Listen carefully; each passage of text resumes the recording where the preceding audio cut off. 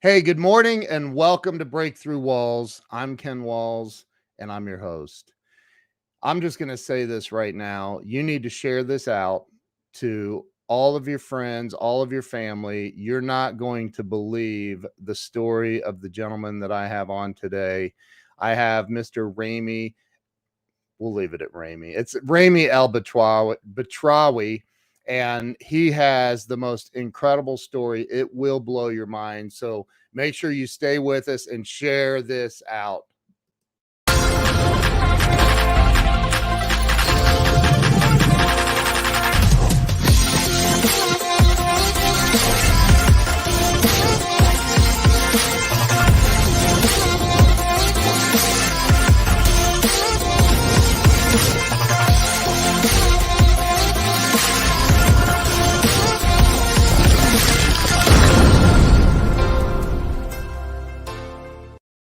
Let's get right to it. Let's bring Ramy on the show. Ramy, welcome to the show. Thank you. Thank you. How are you? I told you I couldn't sleep last night. I was so excited. There's other people on here. My good friend Corey Calvin, the real estate mogul, is like, we talked on the phone. He's like, dude, I can't wait for you to interview this guy. He's pretty excited. So Ramy, this show's literally Breakthrough Walls. It's to help people have a breakthrough in life, and you are officially the king of breakthroughs in life in my book. And I mean, I read your new book, and I want to make sure that people get a copy of that today as well. But why don't we start with you sharing with everyone where you were born and raised? I was born in actually in Geneva, Switzerland. My parents were Egyptian by heritage, and when I was 8, they moved to actually California for a couple of years, and then when I was 10, they went to Montreal, and at age 12, that's when I left and hitchhiked and went to Tampa, Florida for the next 14 years.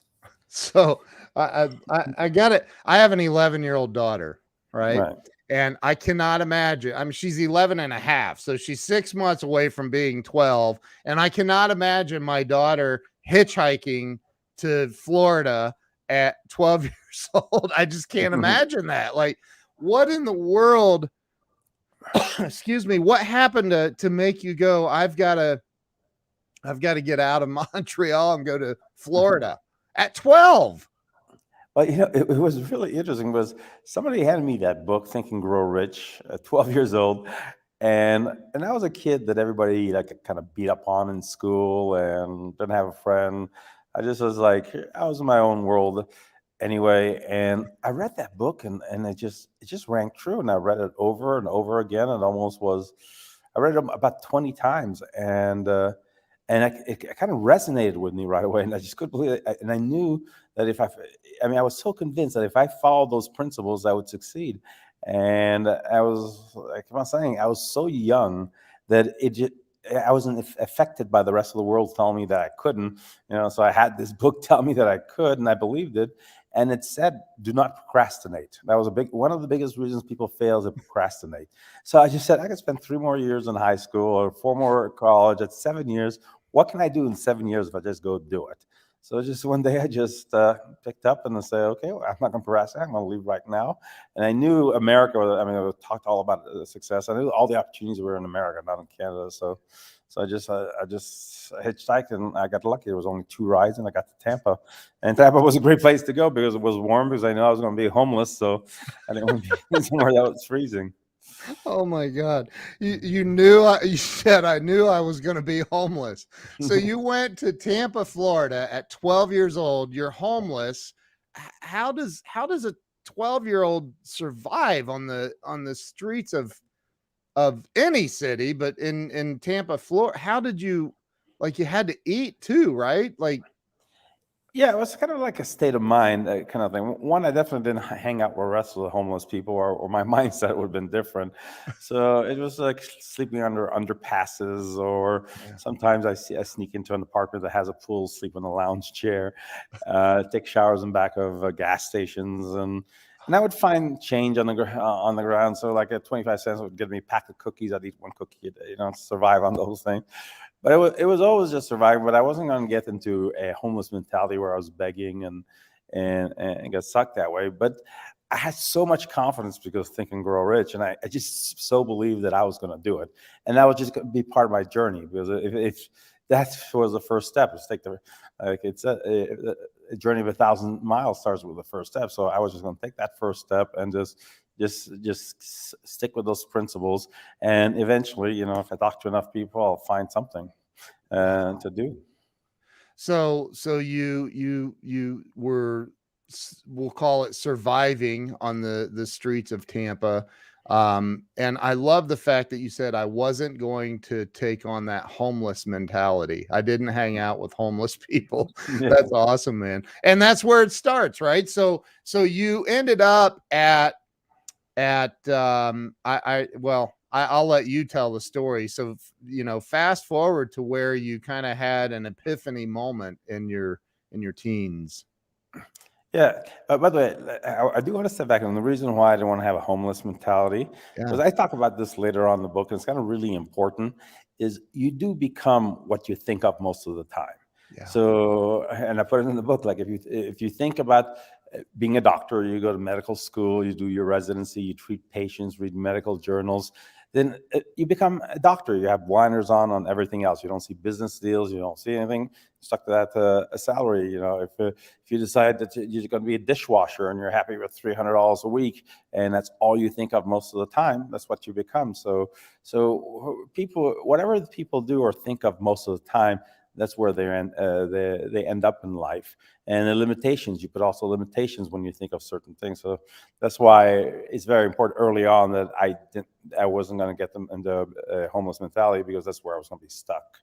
But Wow. I just want to bring one of those points so you Yeah. can get something for people, so they just need to change the way they think. But so I kept on trying different things. I was there at 12, kept on trying different things. Just one business after the other just didn't work. I mean, everything from I figured putting home soda fountains in homes, small, and build one of those. I just caused floods in kitchens and stuff. It didn't work. But but I was 15. I did get. I only had 2 jobs in my whole life. It was Think and Grow Rich said you can't get rich for working for somebody else, and they totaled 3 weeks altogether, all before I was 16. 2 weeks in one week in another, and the reason I took that one job at the diner was to get $300 to buy the '68 Cadillac, and that was my home for the next 2 years. So I finally had like a kind of home I would park behind trees and stuff, or garages, and made it my home. But one Wow. day it was around Christmas time, and I walked into the Zare store, which is like a Walmart, and I saw this guy right in front of the store selling these glass swans, and these glass swans. This guy was just selling right and left and everything, and I was looking. I said, "Wow, there's a lot of traffic. He's selling. Let me just figure out something that I could do all year round when this guy leaves." Because I had a talk with him. He said he's only there for Christmas. Wow. So so I went and asked and that's the key. I always talk to people, and then always another very big key I always say: find the need and fill it. And I do it today too. Find the need and fill, and that's how you build wealth. So I asked a few people, and they said a couple of people said, people ask if we cut keys, and we don't do that.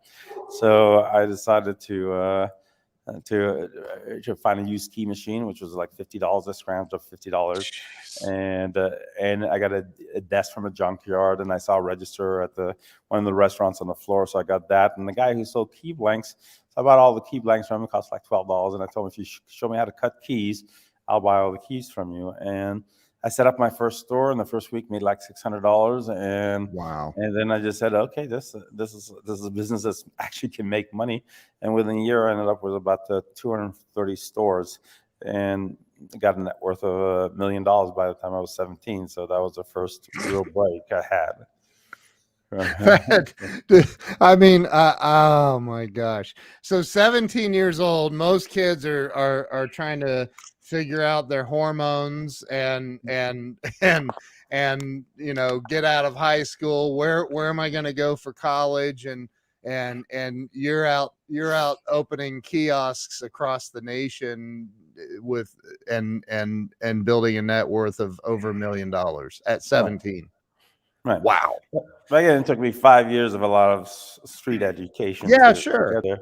But again, I wasn't business smart yet. So I realized as I was building these key centers, I didn't sign a single lease with anybody. I just went on everybody's word because I was convincing managers after managers to let me in for 20% of what I do. And then they saw how much success I was having and how much they were earning on the 20%. So they said, you know what, we could do this on our own and have 100% of it. And they gave me 30-day notice and told me I had to be out of all their stores. So I Wow. was again back homeless because I reinvested everything in my businesses. So when I all of a sudden was shut down and I had to remove all the keys, I had absolutely no money left again. So again, it's just a change of mindset. All I just said to myself was, okay, I got to find the next business, and it was a learning lesson. But Did you still have the 68 Cadillac? no, I got that's the problem. I got rid of that '68 Cadillac because I was making money. I got an apartment, Yeah. and so now I was homeless again. So I ended up. I think when I ended up homeless, I had enough to get. I think it was a '74 Cadillac or '78. Yeah, it was. At least a Cadillac was like a status. It was a change of my. I could have bought a Chevrolet or something, but I thought if I wasn't a Yeah. Cadillac, sleeping in a Cadillac, it would also be not a poverty mentality because, like I said, I had a Cadillac. Hey, sleeping in a Cadillac is nicer than some apartments. So, Yeah, like, right, I had big white seats back then, so right, right, but right. they didn't Wow. run real well. So, But so you lost were you still 17 or had you hit 18, 19 by the time no, you, I was about 19 now, okay. and but again, another principle from Think and Grow Rich, and you'll see throughout my whole life through it, every adversity is a seed of equal or greater benefit. Because if I didn't go broke there, I would have been limited. That was all the stores I had and everything, and making that much money. So it gave me the opportunity to look at what next business was, which would also propel me a lot further. Uh, So, yeah, talk about that. Talk about the next. yeah, So here you are, homeless again, right. and I want to point something out that I think is phenomenal about you because I've read the book and like your story is incredible. Like the you didn't get stuck in the loss. You didn't get stuck in the mindset of, well, I can't believe Zares screwed me over like that, and you didn't get into that mentality, the victim mentality that you talk Yeah. about. Yeah, you can't. You just got to let it go. Okay, I mean, I've had bigger challenges as you saw there in the book. You just Yeah. let go and say, okay, that was the thing. You reassess what you have right now and shift and think of what's in the future. Because if you're stuck in all the negative stuff and you think about all that, that's again you're back to thinking what you think of most of the time. If you're thinking, oh, how I got screwed and life is unfair and all that stuff, you're going to attract that, and that's the way you're going to move forward. So it's not a Yeah. really good way of living or thinking.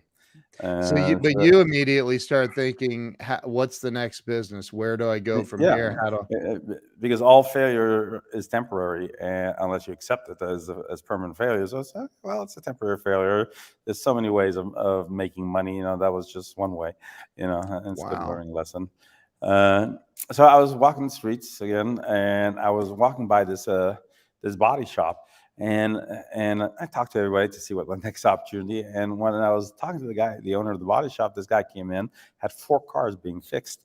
And I said, I wonder what he's doing to have 4 cars to be fixed. And I started talking to him. He says, well, he buys cars from one auction and then he fixes it and then takes it to another auction and sells it and he makes money.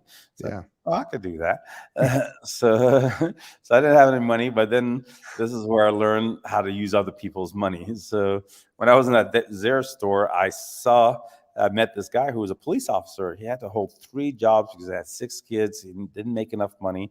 And so I approached him and I said, I tell you what, if you put up the money for me to buy the car, I'll do all the work.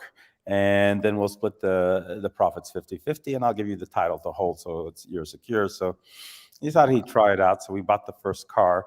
I always remember it. It was a Firebird. It was the same one that that looked exactly the same as that old movie with what's his name? Burt Reynolds, Burt Reynolds. Yeah, Smokey and the Bandit. Smokey and the Bandit. It looked like that car, so I knew it was a great car. So I bought that car, fixed it up, and I bought it for like $5,000 at the time. Fixed it up, sold the auction for like $7,500 or Wow. 8,000 or more. I don't remember, but we made money. So I said, right, we did it, and then I started again to say, okay, we could do more, and he was excited. I started buying more cars, and again, lack of education. I didn't know back then that a Florida title or total car is basically they call it, had so much less or worth because it's total, the insurance company total. So I wanted to really grow, and I saw this guy selling me a bunch of these cars so under the market, and I thought, oh, I made such a great deal, but I didn't realize that those cars were going to be worth a lot less. So Mm. I built all these cars, took them to the auction, and then announced it for. Anyway, I took a huge loss on those cars, and again, I had one last truck. Again, it's right back to through every adversity, there's equal greater benefit. So I had this pickup truck, and this guy looked at it, was looking at it, and I said, okay, my opportunity is to sell this truck. And at the end, he didn't want me he didn't want to buy the truck, but we kept on talking. He said what he does is he builds custom vans, so he says, if you find me some van shells, I'll pay you $600 for every van. And there was a big shortage of van shells back then because the EPA changed for the OEMs, the car deals, that they had to bring the mileage down. So they're building a lot smaller cars and fewer trucks to bring the average mileage down. And custom vans were a rage back in the 80s. So it was a perfect storm. So it was pretty sure. So it was confidence. I told, no problem. I'll find you vans. And I mean, there's a lot more to the story when you read the book. But so I found the first bunch of vans and brought it to him.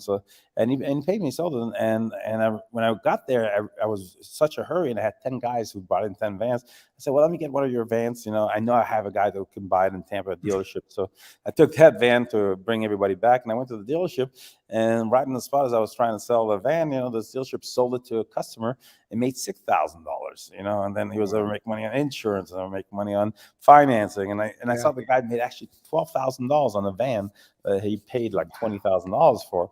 So I said, this is the kind of business I need to be in. I need to be in a retail business. And again, and this Selling is cars or vans. custom vans. And and that's another principle I put in the book is I learned if you want to have people invest in you, you got to think of the people who will benefit by you succeeding.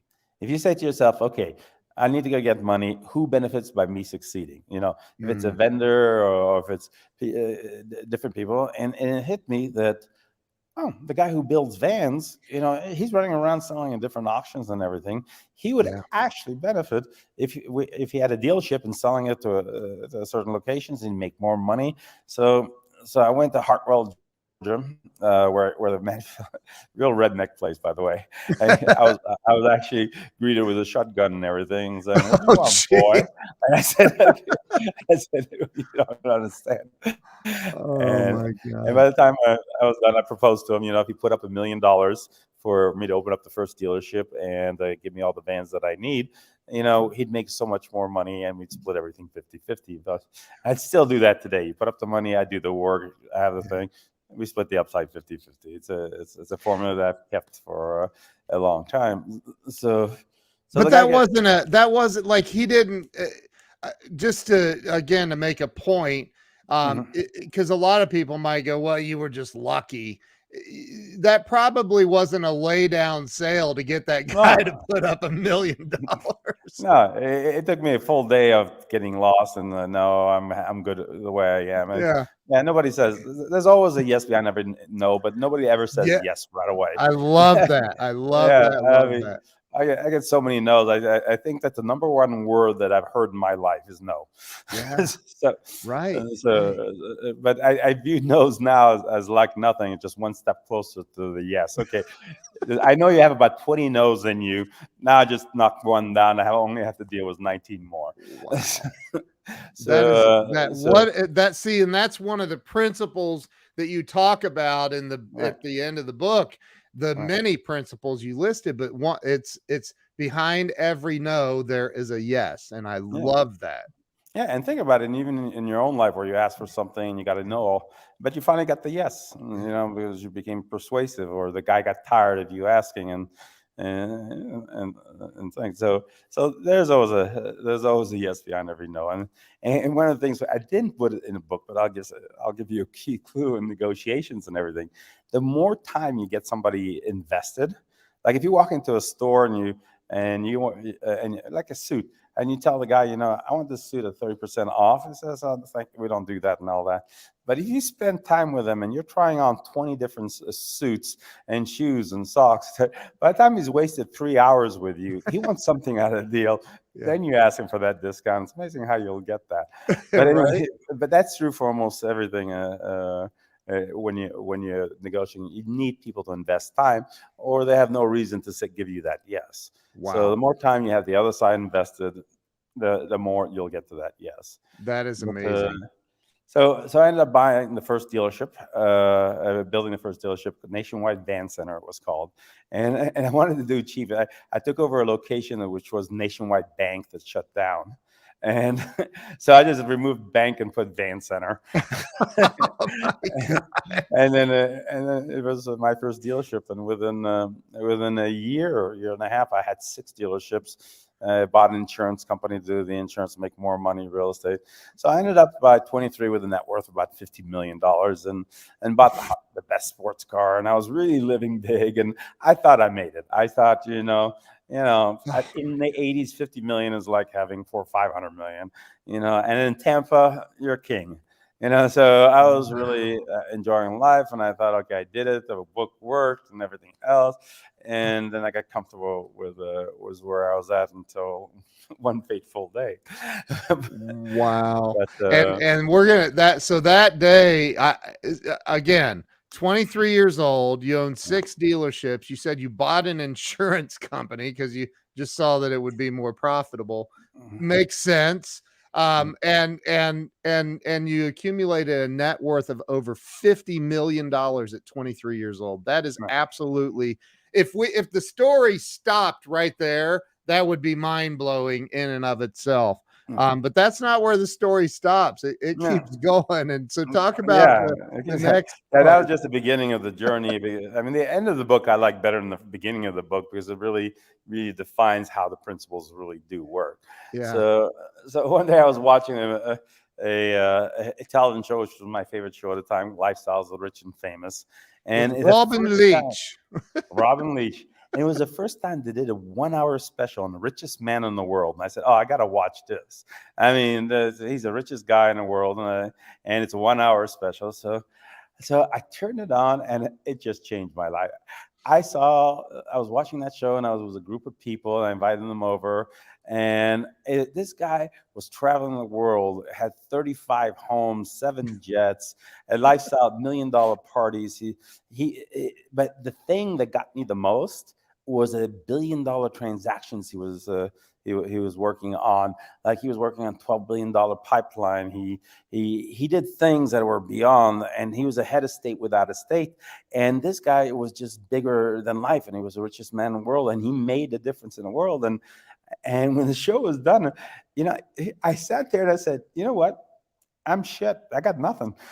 And, I stopped short. I think I have something because I got $50 million. I'm living great.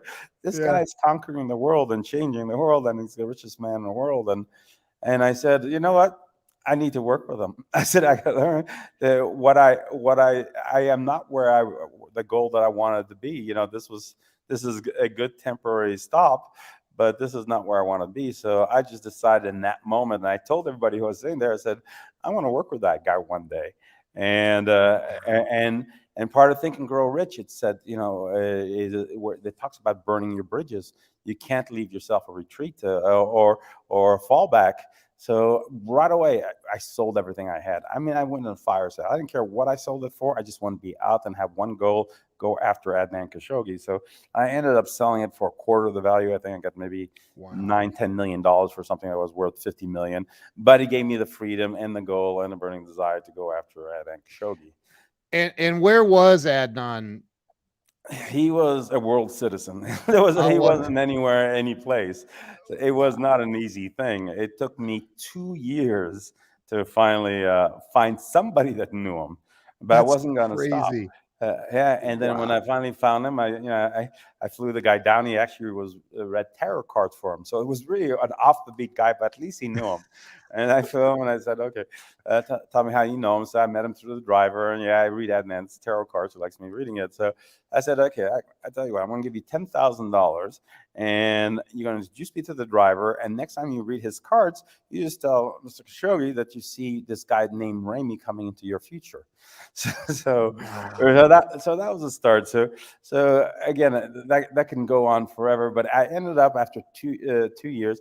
Then I started get to meet everybody around him for 6 more months. I just worked his inner circle, and then finally he said, "I want to meet this Ramy, and have him come up."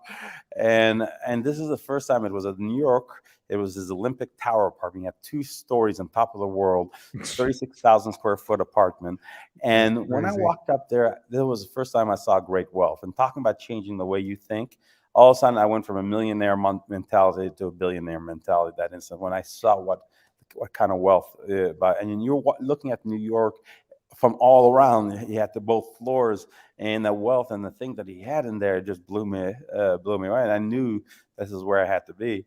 But again, let me ask you a question, because you talk about this in the book. You talk about the leap going from the millionaire. Look, most people, especially at 23 years old, but at any age, most people that have accumulated a net worth of $50 million, they go into how do I keep this mode and be comfortable for the rest of my life.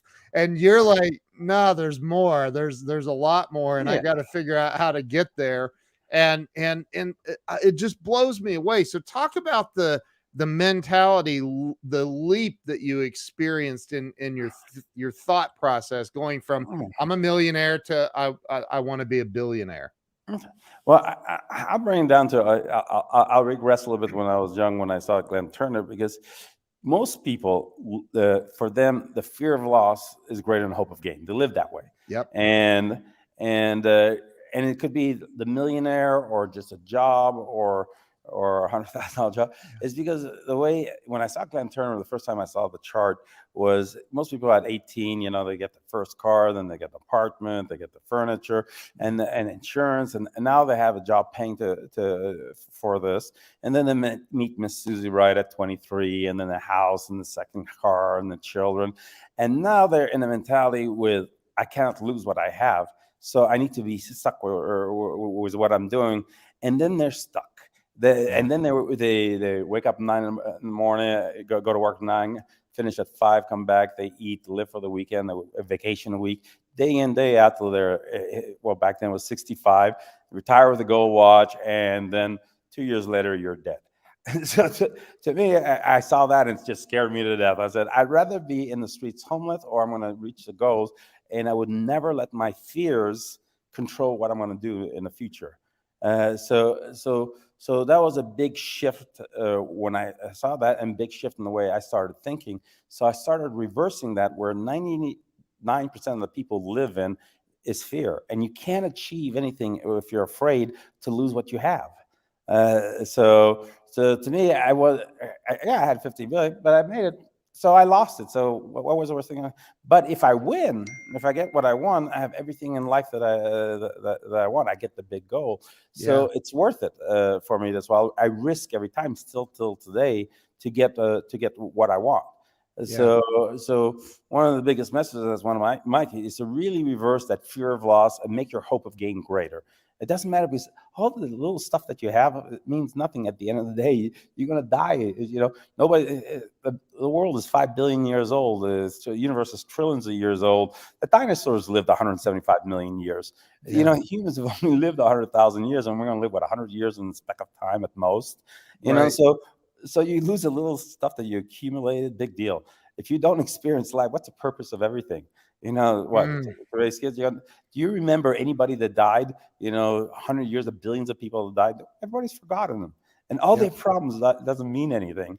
And if you ever go drive down the highway, like I'm on 4 or 5, and you pass thousands of cars, you look at every car, and everybody has a life too that you just totally know that you'll forget about, and everything else. And they live by that same fear and everything else, and they do what they do. And the other thing about reversing that, it gives you total freedom. I Yep. mean, when you live without fear, I have freedom from everything. I'm not afraid to do things in life. You know, I have a lot of confidence. I show confidence no matter how broke I was in the streets. I always in the street because I had no fear. Yeah. And but that took a little bit to build. And as you get older, it'll be harder to shift. But you need to shift that mental thought. So What again, do you, that's another big educational point that somebody really, if you just do that one thing alone and just go after every opportunity, uh, it's amazing what life brings to you. And I mean, I don't know. Do you ever see a movie called Yes Man? yep. Yeah, you know how he said just say yes to everything. He Yep. got out. He just said yes, and opportunities came about. And Forrest Gump was one of my favorite movies. And people say why? And he said, well, because this guy was a little slow. He didn't have a no, or he didn't live in fear. And when he said, "You want to go to college? Sure. You want to go to the army? Sure. You want to go? You want to go to shrimping business? Sure." To him, he had no fear. He just went and did it. Right. And he became a gazillionaire because he invested in Apple. Yeah. He didn't live in fear. He was too stupid to be afraid. So sometimes it's better to be too stupid to be afraid because you'll achieve great things. But I got does it require stupidity? no, Because I've said that. I'm like, I'm just too dumb to quit, I think, you know. I don't know if it But requires it requires you to block out what the rest of the world is telling you. Because people, one of the things that people affects people is other people's criticism, your family. Oh, you don't want to give up that job. You don't want to. yeah. You have to like block out the rest of the world and live in your own world. So I don't know if that's true, but you just got to Yeah. believe in yourself. And once you do it a few times, it starts building more confidence. You see, oh yeah, I can do that and stuff. So Wow. back to the Khashoggi story. Yeah, yeah, yeah. That wasn't the end of it after 2.5 years. Because when I talked to him and everything, he told me to get lost. I mean, I heard that he told me to get lost 1,000 times for the next 2 years. Oh my So, God. but I would not get lost, and I'll tell you how I pursued him for the next 2 years. It's in the book. But at the end of that 4 years, it was 4 years of the intense rejection, but I never gave up, and I was down to my last penny after I sold 10 million. I owed 85,000 my American Express card, but I finally got to do one deal with him, and within another 4 years, I made the first $1 billion. So at 32, I had $1 billion in cash. That's insane. So it's Wow. it's what you're willing to give up and what you're willing to fight for, and what your goal is, and never take your sight off your goal, and And you achieve anything. I think this is a perfect time for me to interject to everybody watching. First, my physical copy of your book. So when I was watching you on Joe Soto's show, I immediately went to Amazon. I ordered the Kindle version and I ordered the book. And then later in the show, you're like, no, don't order it from Amazon because it's going to take till December to get it. Order it from my site, which is right here, canyourreallythinkandgrowrich.com.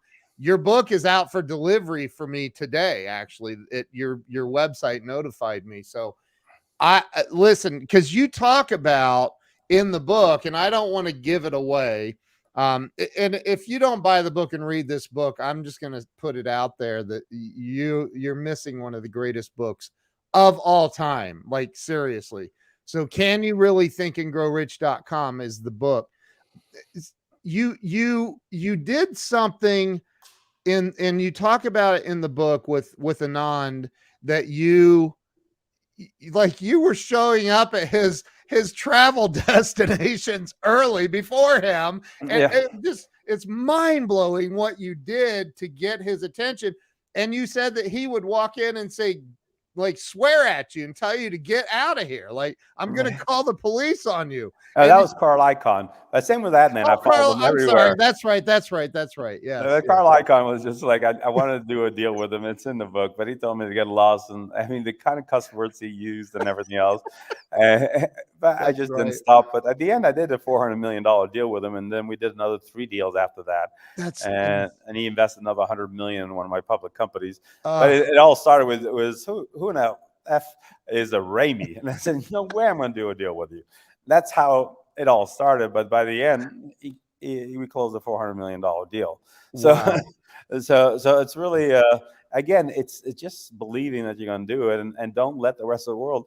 A lot of people, I mean, that's why Carl is so successful, because he's such a big bully. He takes a position in a company. He tells everybody he's going to fire them. You got to change everything. So they do anything to buy him out for a higher price. So they get out. But that's his persona. And I just sat there as he was insulting me and everything else. I was going to call the police and stuff, and just smiled. I mean, it's just what you have to do, and just let the superlative flow. And Wow. eventually, even him, there's a yes behind every no. So Wow. it's just the attitude you have to have when you do these things. It just Yeah. if you change your attitude, you change the way you think, you change that everything is possible. You know you know, and a lot of people have been afraid. What's the worst thing he's going to do? Call the police and have me thrown out? Okay, I can live with that. But if I win, I got $400 million. So it's Oh really my you cannot be afraid of anything. Oh my And God, that's so so it's amazing. really So it, so here back to you were 33 years old, had $1 billion in cash. mhm, $1 billion. Like that is right. such a big leap from 50 million. Yeah, And so you had $1 billion. from a decision. What's that? From a decision, but I went to zero again before I got the billion. Yeah. And so where did things go from there for you? Like, Well, then I realized, after 32 years, all I did was work. I probably maybe dated 4 women in my life by that time at 33. And then I said, you know what? I thought I'm going to take a little break. And I was thinking, where can I go to really kind of have a lot of fun for a little bit? And LA just made a lot of sense. The Playboy Mansion was here, Hollywood was here. And so I just came to LA. And the first thing I did, because I remember when I saw Adnan and he finally said yes, and I walked into his private DC-9. I said, I'm going to own a plane just like that. So that's the first thing I did, was buy a plane. It was a fully decked out DC-9 with a bedroom and everything else. And that was a story again of never taking a no, because the guy who owned that plane was Jerry Parencio. And if you know who Jerry Parencio is, he owned Telemundo and all this. He was a multi-billionaire. He didn't want to sell that plane, but you know what? Again, he told me no. But the guy who managed his plane, I didn't put it in this book. He actually, I went to him and said, you know what? I talked to Jerry. He said he's willing to sell the plane. He said to get the bank information from him, because I knew he would have his bank information for selling. So all I did was because I knew he wasn't going to keep it. I said, I just wired money into his account for the value of the plane. And then I called him up. I said, Jerry, you got the money in the bank, so you can either give it back or just give me the plane. And he said, oh, the hell, he gave me the plane. So even that, I had to go through some no's to get it. And then same thing, Playboy Mansion, it was finding the people who knew him and all that. It took a while, rejection, all that. But by the time I was done, I had half on my plane going to Vegas, and I was a regular guest at the mansion. And Hollywood was easy to break in. That was that I figured out pretty easy. I didn't want to be one of those guys that just wanted something. So I just realized that all of them had a cause and an auction. So I just showed up at all the auctions and bought the biggest, most expensive stuff. And all of a sudden I was best friends with all the Hollywood stars. So I set up my life to really party and play really hard to make up for lost time. But yeah. then at the end, I was still a business guy, and I was motivated more by business and play. So that got a little boring. And that's where I met John Gray from Men Are From Mars. And I saw him on the talk, and I said, wow, you're really great. I could market you. So I started, and again, that was also lots of no's. He had a lot of people approaching him. His book just came out. It was popular, infomercial companies. So no. But I finally got him to invite me to a dinner. And by the time I was done with the dinner, I convinced him that to let me market his book. And by the time I was done, I sold 50 million of his books. Yeah. And I kept him number one for 6 years. And from that, I built a company called Genesis Intermedia that ended up with 75 other products, and I took that public. And my first foray in a public company, and I wish it was my last one, but because I hate regulators. But I took that public, and I took that to almost $1 billion market cap. With these 75 products and growing. And then again, adversity. You never would expect. You don't think of everything. You can't think of everything bad that's going to happen. And it was 9/11. 9/11 hit. And if anybody remember back then, but when 9/11 hit, they shut down the stock market for 2 weeks. Yeah. So all my money was tied up in stocks. My own stock was I believed in it. I was fighting the shorts, so I bought more. It was one of these big battles because I wasn't going to give up on them. And on top of that, unfortunately, the people who attacked were Arabs, Yeah. and the four people in pilots were Saudis, and Khashoggi owned 40% of my company. He was known as a Saudi arms dealer. So all of a sudden, we were targets. And so one, they delisted us. So in that, because 9/11, I lost everything I had in basically a day. And then on top of that, I had the government. This is why it's part of the book, because I want to show that Think and Grow Rich is not only for making money. I had the U.S. government after me for 7 years that tried to indict me for bullshit, for things that Wow. they were making up. And a lot of people would have made a deal with them. The deal was, if you take 4 years, they make a deal. If not, if you lose, which we win 98% of the time, you're facing over 100 years, for everything that you do. And I said, I didn't do anything wrong, not making a deal. And for Wow. 7 years, I fought him. And it goes on deeper And into the and story. that had nothing to do with 9/11. It was the whole stock market and Yeah, at the beginning they made it like it was, we were terrorists and stuff in the yeah, final, yeah, but then yeah. it was all on the stocks and all that. And later on, it was interesting because I remember even that week, those prosecutors are pretty tricky. They wanted me to make a deal, but the week that they dropped the case, which I put in the book, the copy of the letter that they denied prosecution. So it showed that if you fight them, and you're right, especially that even that the principles of Think and Grow Rich, because I was 100% gonna win, and I was 100% not gonna make a deal, because I'd rather fight and lose and get 100 years and just give up and take 4. That was just Yeah. my mentality. And Yeah. at the end, they gave up with all the power of the government, all the FBI, the 50 million they spent to try to indict me and Khashoggi and everything else. They ended up sending us a letter we're not proud of, because they could not find anything we did wrong. And Wow. then at the end, I found a lot of backstories. It started with some FBI agents who was working for the shorts, and at the end, 3 FBI agents. Well, 2 went to jail. One was case, for going after me. It was really, but it's just injustices. But you can't again be bitter about that or do all that stuff. And And you're and not bitter. You're not bitter about it. no, it just wasn't. But it was like another way to prove. There was a good thing to add to the book. It's a good story to show, because you don't get the stories like this all the time, that you fight the government and win at Dude, 7 years. nobody has stories like that. That's But, unbelievable. but anyway, so by the time I was done, I was broke again. So I was back homeless, and the worst thing. That's why I don't want, like, I start the book with all the excuses that people make not to succeed, the way Napoleon Hill Yes. ended it. And so far I've lived every one of those excuses, and then there's a lot of excuses I could have used, but because during that trial, that 7-year investigation, this doctor, this script happy doctor, decides to say, hey, you have a lot of real stress. This is not fake. You should take this. It's antidepressants. You'll deal with it better. Which I never took.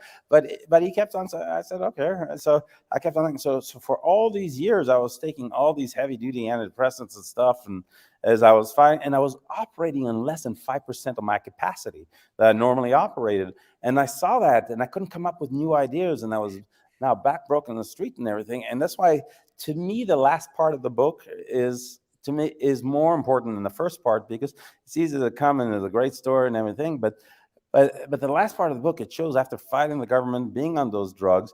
He gave me so many drugs. One night I took way too many, and I actually died. I mean, I was at Cedar Sinai. There's a picture of me there. I was Yeah. dead for 20 minutes, or we're going to call the priest in, but they kept it up. And then I started breathing. I was in machines for 2 days, and I was in the hospital for 3 weeks. And then, Wow. so even from death, you can come back. So by not giving up, those doctors didn't give up. And then when they released me from the hospital, I was broken then.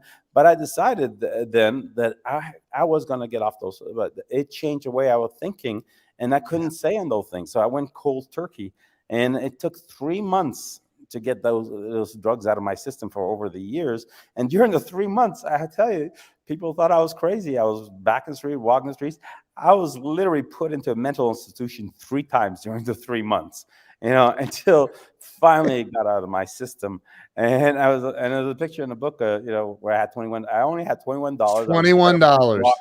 walking the streets, and I could write a Barefoot. book about that, just that one period of time. But Wow. but I tell you what, when I got back to the way I was thinking, and I was off, it was the last mental institution I was in. I felt all those drugs out of my body, and I just told them, give me a pad of paper and a pen, and give me a place where I don't have to be around these people. And they shut down because they shut down the TV room at 11 o'clock and opened it back at 7. I said, I just need time alone. And I convinced them, after a bunch of no's, to let me bring a mattress into that TV room so I had time alone. And I just started writing. I just kept on writing for the 10 days I was there, the last 4 days, of all the ideas how I was going to make it. And I decided then that within 5 years, I was going to get everything back that I had and more. And within 6 months, I was going to get my house back and everything that I lost. So as soon as I got out, nobody wanted to help me. John Gray was the only one that actually really did help me, gave me $10,000. And from that, and that's why you read the book, I rebuilt everything. I rebuilt to a point where I had more money than I ever had before. That's why every time that was just temporary adversity and stuff. So now, Yeah. now I have, instead of DC-9, an empty 80 that has shower bedrooms and stuff, 10 extra tanks, 6 anywhere in the world. I launched companies after companies, and even trying to go public again took another 2-year battle. Everything is still a battle. I hear a ton of no's. And I'm building another 3 companies right now, and so many projects that's going to take me to new heights. I can't even imagine where I'm going to be at in 5 years from now. I'm already now surpassed where I was at before all this happened. So again, it just shows that even, I even put in the book, you can't judge somebody by just how they succeeded, but really how they succeed, fail, and if they do come back.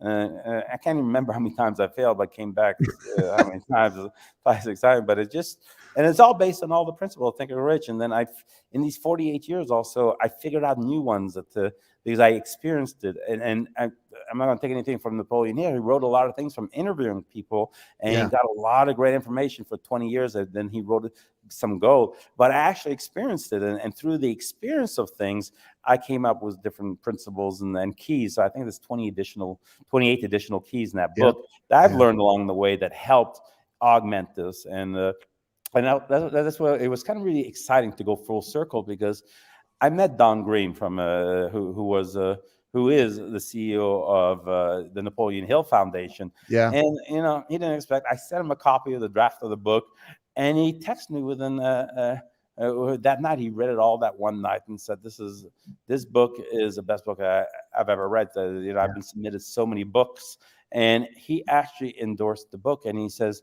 Yeah. He says, and then I flew out to Wise, Virginia, to meet with him, did an interview with him, and it's a real compliment for him to tell him that I came along, and he said Napoleon Hill one day will say somebody will come along and extend my work and prove what I did out. And he said that I was the guy that finally did, and that's why he is so behind it. And if you see on their website or Facebook, he's really pushing it, and he really believes that my book is the next level on this. And I always encourage people to do both books. You have to do both books because you have to get the basis, because I touch on a lot of things. I put a lot of their quotes. But if you're going to see Terminator 2, you need to see Terminator 1 to understand Terminator 2. Right. Even better. Right. But my book, it gives you a real life story that wasn't 1930s. But again, it's all based on truth. It's one of the biggest self-help books now, and it's 100 years later. So it's because it's based on truth. So I just added to it and showed that it really works. So I put out the book, just like you say, you want to break the walls. I want to break the walls of the way people think. I want people to stop thinking and get stuck in this mentality, this victim mentality, and not doing the things they want. I want them to live a life that's really extraordinary. That's why I said, because I live an extraordinary life. I don't do this to make money. If I never sell a book, right now this book probably cost me $500,000 more than I'll ever get in. But I just wanted to put the book out there, and it's not to brag or anything, because it's to get people to change the way of thinking. If I could change the way that people think, I think that less than 1% to succeed can really grow. Imagine if the world, it's like 10% of people who succeeded, and 80% don't. It changes everything. But it's such a small It's such a small percentage, and Brad Schroeder asks a great question in the comments. I'd like to pop up here. How do you, because it's about your thoughts. It starts there, right? So how do you intentionally control your thoughts so effortlessly in spite of chaos? I mean, everybody has chaos going on, right? Right. So how do you intentionally control your thoughts? And it seems like you don't put much effort into controlling them. Yeah, now it's not effort because it's now become second nature. But I go back to the beginning of the book, and one of the things that I was really lucky enough was I went and visited the Coral Castle, and that was a really interesting visit because this is a guy, and it's right here in Florida. It's like built 70 years ago. It's not like back in the pyramids 3,000 years ago. There's a mystery. Right. This is a guy who was 4'9". You know, he was so in love with this girl, and she leaves him on day or the day before his wedding, and he decides to build this castle for her to win her back. And this castle, the smallest stone is 2 tons. The door is 20 tons, perfectly pivoted. He built this whole castle in a lifetime, and he had no tools. Nobody ever saw him work. He'd say a wall would be up, next day it would be up. And then he built and died with a secret. And still today, they can't build this castle. When the door fell off the hinge, it took 3 cranes just to move it back in the hinge. And nobody knows how he did it. But it really hit me. And a lot of tourists go there and see, oh, this is really cool. This is interesting and everything. But what I got out of it is that it is true. If you have a thought and you mix it with burning desire, you know, because and burning desire is you create it by mixing it with emotions, and emotions love, and even think sex is stronger than emotion. But pain is a good emotion. Yeah. It's an emotion. Your mind doesn't know the difference. It opens up your mind. So he was focused. He was in so much pain, and he was thinking about building that castle. And it's amazing. Everything is out there in the universe. You know, that's how, you know, all the information in the world, and all you have to do is like you're like a radio station. You just tune it to 93.1, and all of a sudden you got the information how to build the castle. You know, and the way you do it is by having that burning desire to open up your mind to one more level. Because imagine this. You see a lot of the things like in the yearbooks or whatever, most likely to succeed. Now, you think the guy who was so popular and good looking, didn't have to do anything, had lots of friends, had lots of girls and everything, had to really strive much? And where does he end up in life? Because he never had to fight for anything. He ends up with a mediocre job and disappears in life, you know, as normal, and he's content. Yeah. But the guys who were like me, who was beat up in school, they didn't have anything that nobody liked and had to fight, you know, you're out there saying, I'm going to prove myself, and I'm going to prove to everybody I'm better. And you get a lot of emotion behind that, you know. And so everything I do, I make sure, and I make that my number one principle is you have to build a burning desire. Because even Don Green says, you know, saying, oh, I'm going to have $1 million, and everybody can wish and want for a thing, but it's just a dream, he says. Yeah, unless you mix it with that kind of desire, you know, get emotion. Like, think about what you want, really build them. Think back of a heartache, or think about this great love or something like that, or whatever, and think about what you want, and just feel that emotion as you're mixing it and think and make it to where you become so obsessive. You know, and once you be able to say, then nothing stops you, like, because there's so many obstacles on the road of doing something. If you don't have that burning desire, you'll quit on the first no or the first sign of defeat. You'll just quit. I mean, there's so much power in what you just said. I hope people are getting this. I hope they're getting it. And that's what I'm saying. And I said it to Joe Soto too. Like you're married. I know he has 9 kids and he's married. Okay, So do you remember when you met your wife? Yes. Did you fall in love with her? I did. Yeah. Okay. How many things did you try to win her over? And did you stop because you mixed an emotion? That was your goal. I'm going to marry this woman. I'm in love with her. Yeah. And how long did it take to convince her? It took a while. At first, I mean, I think it took at least a year, like, because she said no. Like, how many times did she emphatically? Say no? That's a lot. Right. A lot. But because you had that burning desire and you wanted her, you know, now you're married to her. Yep. It's the same thing. If you apply that same thought for material or the things that you want out of life, Yeah. you'll get it. That you need to mix that emotion. If it's love and stuff, some of the greatest artists who wrote great music, psychedelic drugs does the same thing. I'm not encouraging drugs, but back then they did peyotes and stuff. But Yeah. it Yeah. opened up Yeah. their mind Yeah. to write some of the greatest music. I think the '70s, some of the greatest music, Bohemian Rhapsody and some of the stuff that Yeah. came out of genius, because they mixed it with emotion, and Yeah. they plugged into the universe. And think about it. Like think about Einstein. Okay, if you don't believe that all of it is out there, Einstein saw the curvature of the universe in his mind, Yeah. you know and it took 12 years for scientists. They wanted to disprove him, to get the technology and the telescope and the sun line up and everything, to measure his formula. And when they did, it was to the T, perfect. It was perfect. So how can somebody see the curvature in their mind if they didn't tune into something in the universe that gave him that information? But he was obsessed with was being this how, I don't know what his obsession, this scientist, or this Yeah. seeing this universe, that he did that. And so it's really all out there, and there's nothing that anybody wants that they can't figure it out. And it's, if somebody decides, okay, you know what, tomorrow I'm going to start a business that's a delivery business. Okay, the moment you put that out there and you put a burning desire, it's amazing. You'll see the opportunities pop up that get you there, because But now you've now focused on something. Now you'll see, oh, this is how I hire drivers, this is how I buy a truck, this is how I get a customer. But if you're not thinking of it, if you're not putting that desire behind it, that business never happens. my question for you is, because I know one of the stories of your life, and it's, I think, more recent, where you saw the need, that Uber and Lyft were having issues hiring drivers. I Right. mean, those are both multi-billion-dollar companies, and you're like, I think I'm gonna fill a need, because that's one of the principles that you teach Right. is find the need and fill it, right? Right.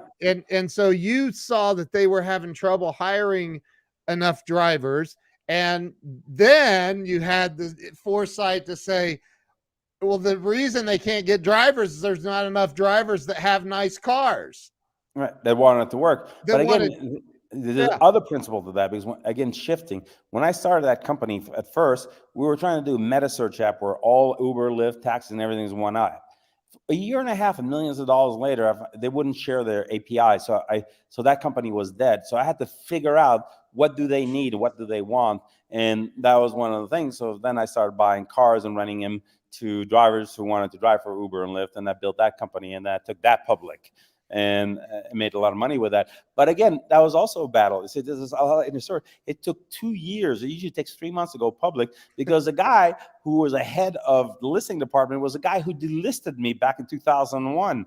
So he did everything he could to not list me. But I went there 3 years, didn't stop, and 2 years of battling with him, I finally got listed to go public. So there's a lot of stories just with that alone, that I could write a book on that part of it alone. But Wow. it's just but now, I have other company, another need. I see everything going on, because I think of businesses as the next $1 billion opportunities. I only do things if there's a multi-billion-dollar opportunity behind it now.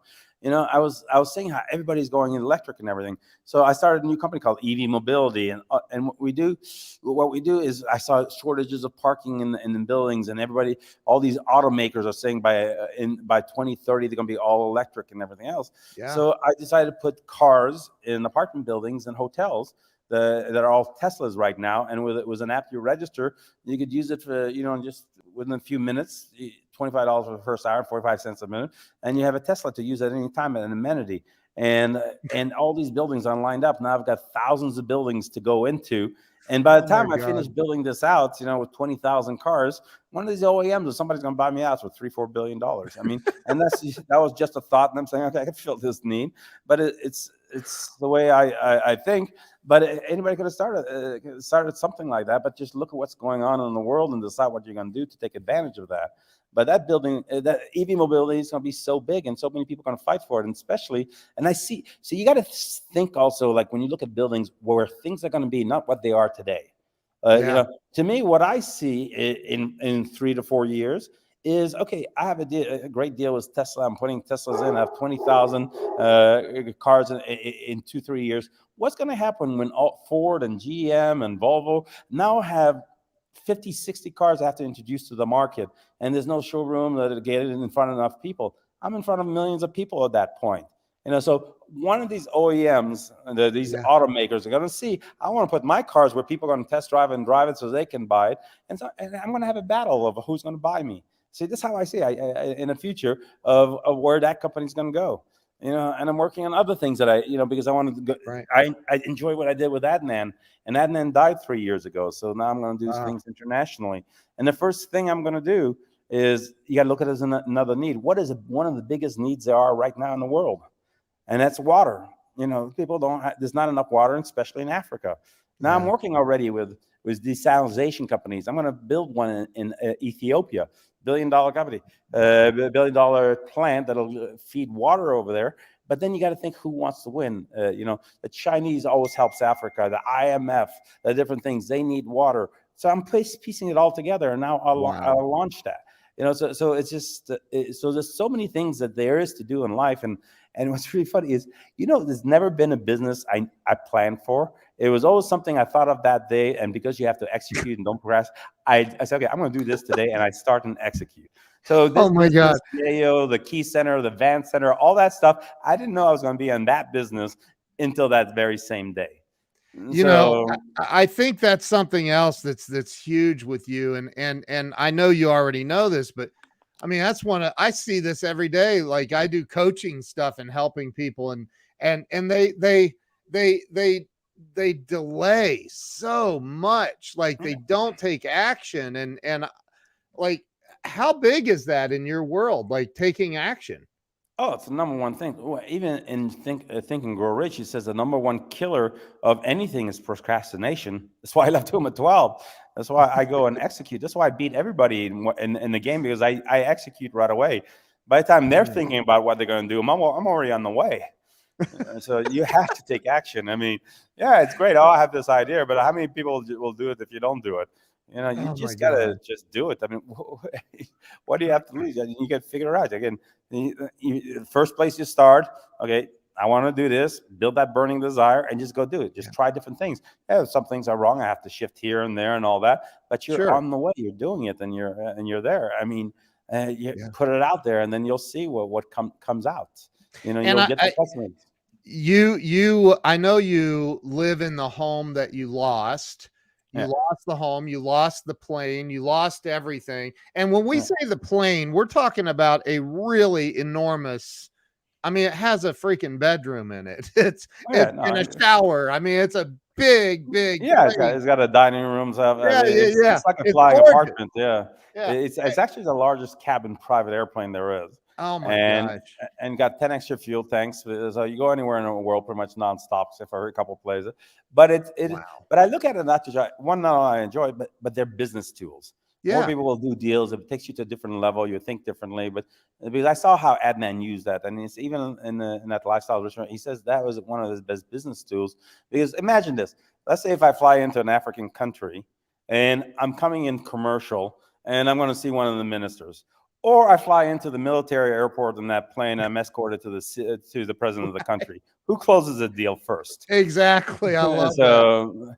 So it's the same with everything, and the house and everything. I got it back within. Once I decided when I got out of there, I got it back within 3 to 6 months. A lot of the stuff that I got. I mean, and I don't want to. I got the best car out there ever, I think, ever built, a new Bentley convertible, and I got a second one for a driver. And I got a car that I bought in 1987 to remind me that that's the first car that I gave up. I bought it back and restored it. It's $2.5 million car. All those things is just coming back from, if you look at the book, from being homeless at 21 to knock off all these things. And again, I didn't forget about John Gray. He helped me. So when I bought my Bentley, was like over 300,000. I bought him one as a gift too, and I take care of Wow. himself and the money. I don't forget the people that helped me, and so it's really, Wow. again, it's living that extraordinary. But all my whole life was a decision I made that this was going to be my life. I could have decided back then not to leave Montreal and live do things. Not saying negative things about my half brothers that's over there, but he immigrated to Montreal at the same time. He wanted to be in a construction business. He's older than me, 5, 6 years. He's still in that same construction business and struggling. Wow. And I Wow. used my 48 years a little differently. So just again, the way you think. And I think that, and you don't mess like you jumped on a few minutes early. We talked about Amazon. So uh, we're going live on Amazon tonight to talk about your book to Amazon's customers. You just make decisions and go. And I don't think that, I mean, you talk about it in the book a lot. You show pictures of your home, of your jet, of your car.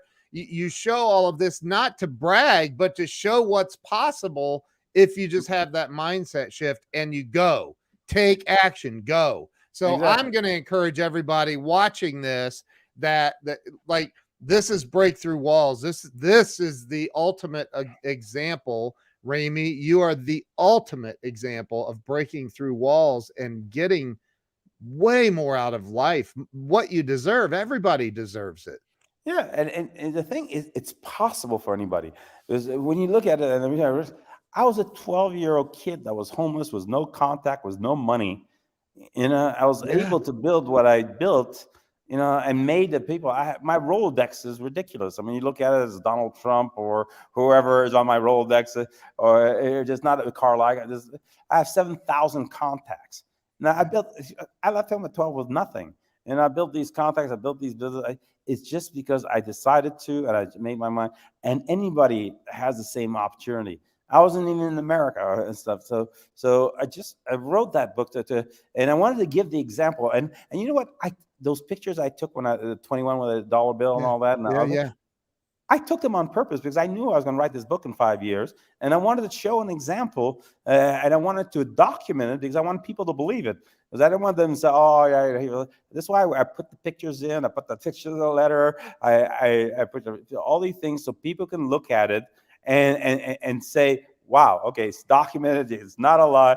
And he actually really did it, because I could have wrote this book earlier, but I wasn't going to write it until I did surpass what I did last time, so I could prove it.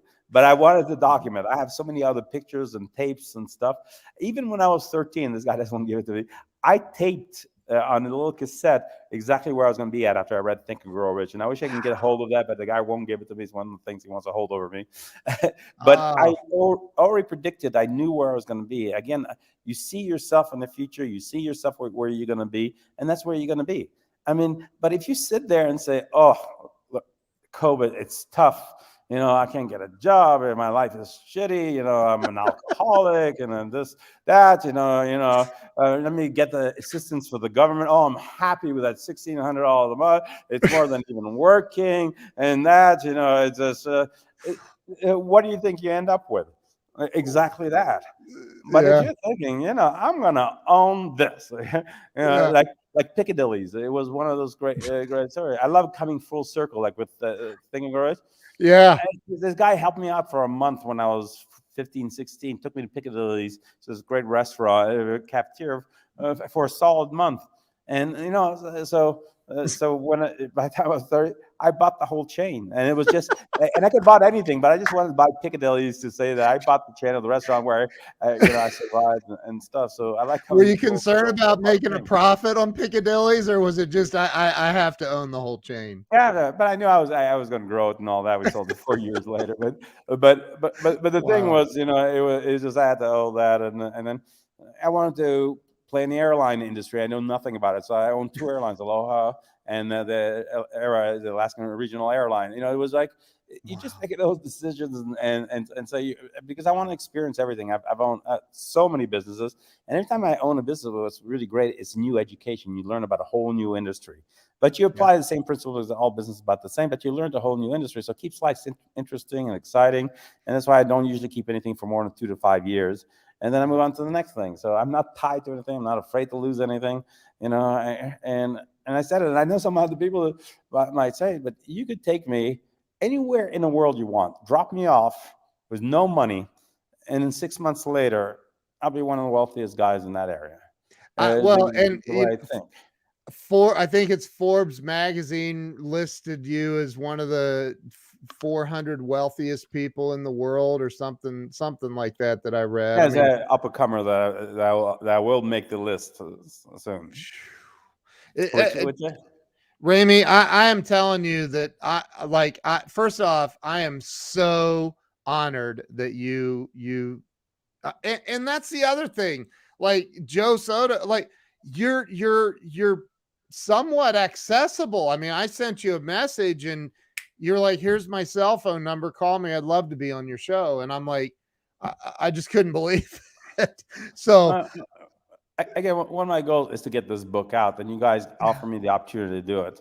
So of course I'll act very quickly and stuff, and also I'm just a regular. I'm right now. If you have t-shirts and jeans, I don't think I wore a suit in 30 years, except for the one day, which again, like your goal of think about it. This works for love also. How marriage and all these principles. I'm 60 years old, and if you see my wife. It took 18 months of her telling me to get lost, and she's one of the most beautiful 25-year-old girls, and she's totally in love with me.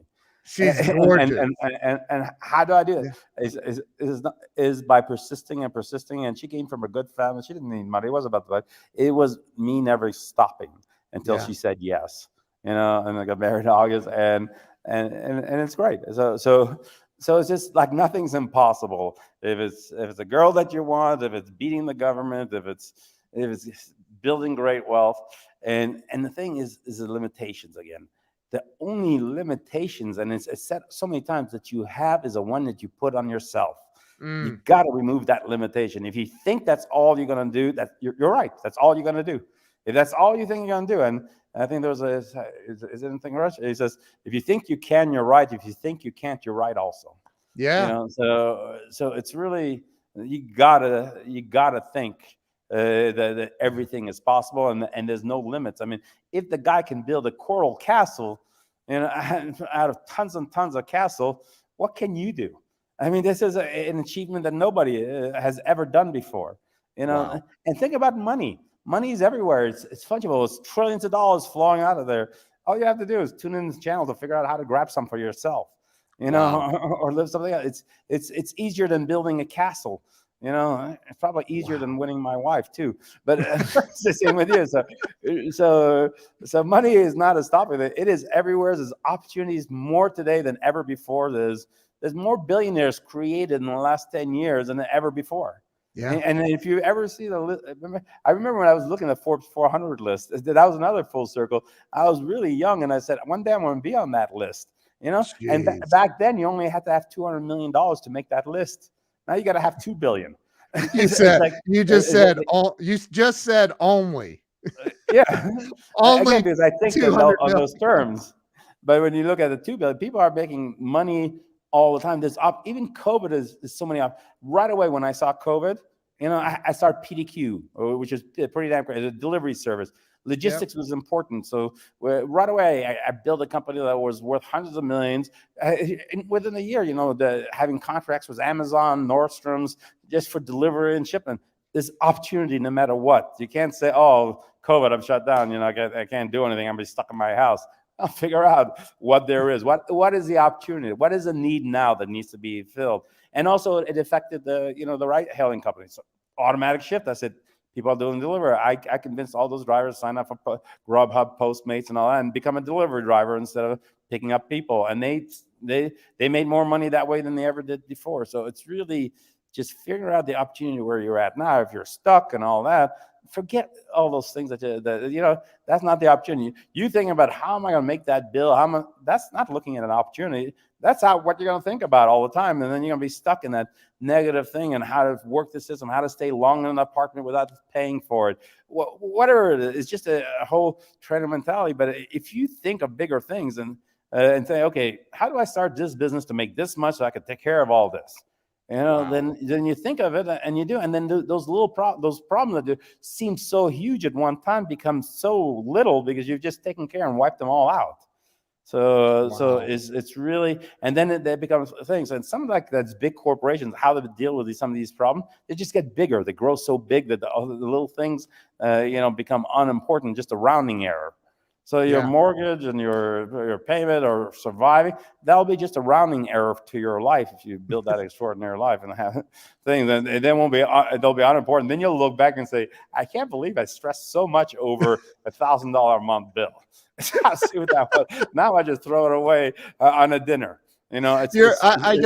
I can't even imagine what does your plane cost per hour to have it in the air? Do you know that Yeah, that I know because I fly a lot. So it costs it's a about lot. $10,000 an hour for me to have it in the air. So going to New York is $100,000. But again, that's like Wow. you change perspective. Back then when I was homeless, $100,000 would have meant a lot. But right now, it's just a rounding error. It's just a cost of A rounding error. I was going to ask you when you said you flew over to see Don Green to meet with the right. CEO of the Napoleon Hill Foundation. I was going to ask if you flew Delta. No, I took my plane. Yeah, I wanted to, and I brought him on a plane, and so that was really great because the convenience of going and you get to Wise, Virginia. So that trip to see Don Green was $100,000, but I met Don Green and it was all that.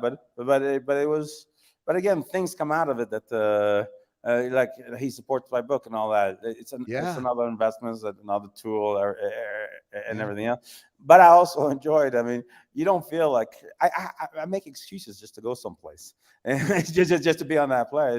It just the feeling and the way it changes your thinking when you're sitting on your plane watching a movie, or I even built a poker room where I could play poker. It was friends on the plane. Yeah.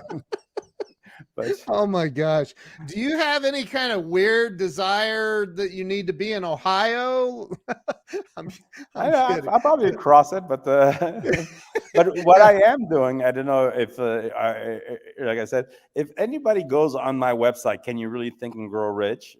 They don't even have to buy the book, but if you're kind of dumb if you're not buying the book for $19 to change your life. But if you just go register, what I'm doing, so every 3 months I'm going to have a drawing.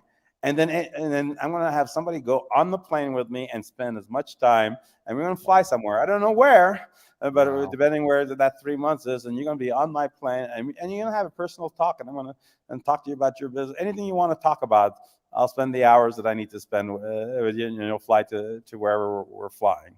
And so I'm having that drawing to get people excited so they can see for themselves that it's a possibility. Because the way I saw when I went to Adnan's apartment, that life is that is a possible achievement.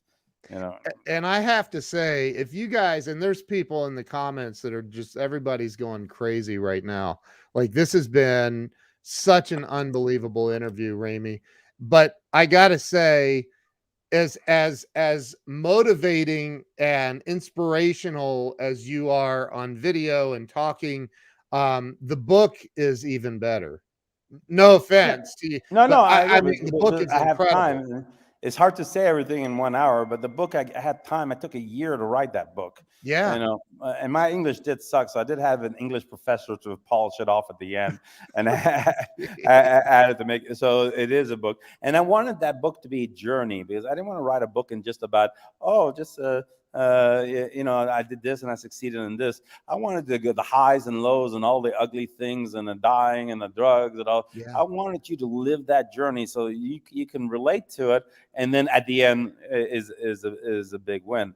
But the whole book is an easy read, but it's definitely a journey that you go through.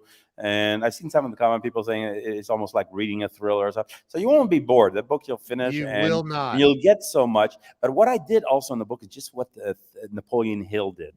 When Napoleon Hill first wrote his book, he wrote a 12-volume novel kind of thing. But nobody wanted to read it. It was too big.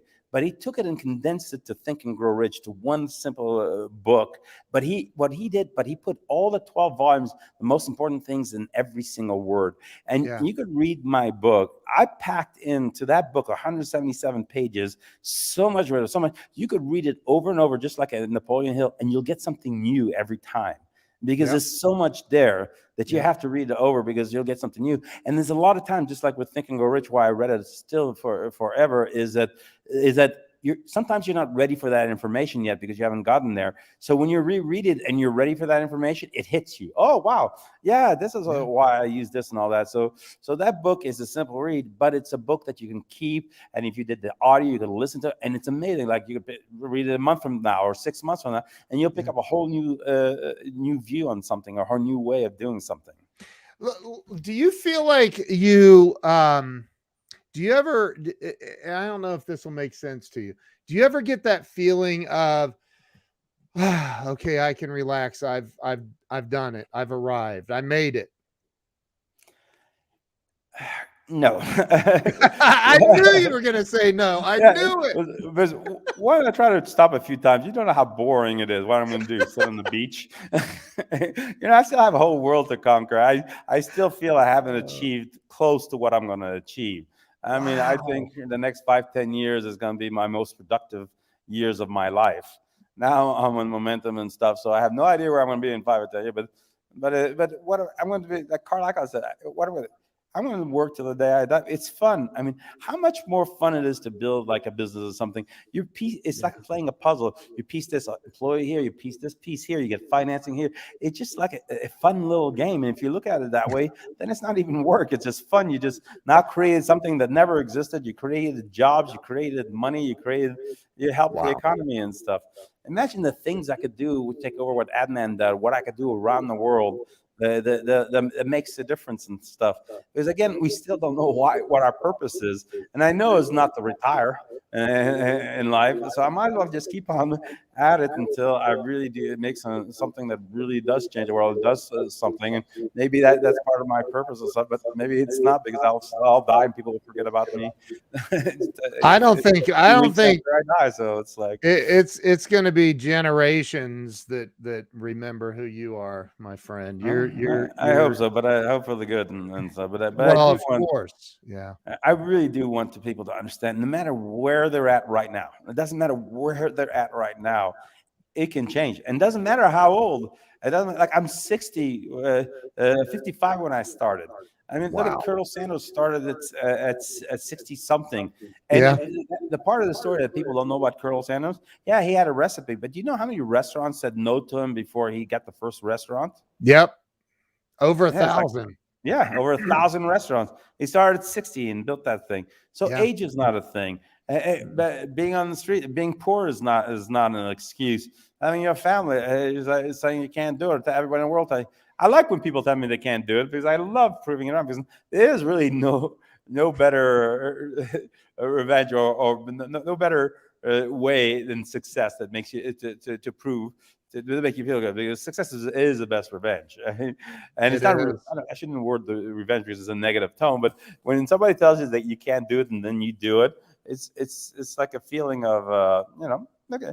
But now when you do it long enough, like I said, now it's second nature. I've done it so long and I practice this so much that I just automatically think that way. I don't have to. It's like you say, it's not an effort anymore, because it's an automatic for me. That's why, like when I did the book and you did, I don't think I have to consult the book to go and call you to figure out I don't need to procrastinate. I need to do this right now, or I'd rather do the Amazon show tonight instead of waiting 2 weeks from now. There's more effect. It's just all that stuff, or never giving up, or when adversity comes, like I don't sleep. I sleep maybe 3-4 hours a night, because my mind doesn't stop. I mean, if I had the time, I have another 10-20 ideas every night. There's no way I could execute on everything I think of. Wow. And then when I do have something I want to execute on or think about something to do, you got to play chess, not checkers. Everything the best chess players think 20 moves ahead. The ones who lose think about the next move.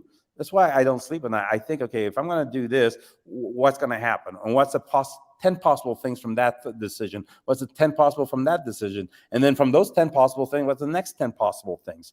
You have to think in advance. You got to think like a chess player. So like this, when things are happening, you react very quickly, because you already know the answer, what you're going to do.